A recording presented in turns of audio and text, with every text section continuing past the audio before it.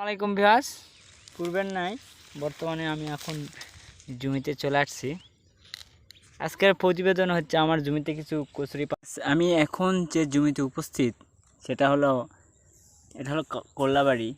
আসলে আমি আমার এই জমিতে আতপ ধান লাগাইছিলাম, তবুও ধান লাগানোর ফলেও আমার এই জমিতে কিছু কচুরি পানা হয়েছে, তা এখন পরিষ্কার করতে হবে। আসলে এটা আইলের পাশ দিয়ে, তাই একটু পরিষ্কার করা লাগতেছে। ভিউয়ার্স, আপনারা দেখতে পাচ্ছেন যে ধান কোথাও আর নেই। এখন এই জমিতে গরু ছাগল এগুলো ঘাস খাওয়ার জন্য প্রস্তুত।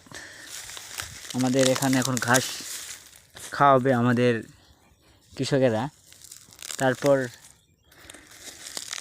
ধান লাগানোর পালা, তারপর আসলে জমি পরিত্যক্ত থাকলেই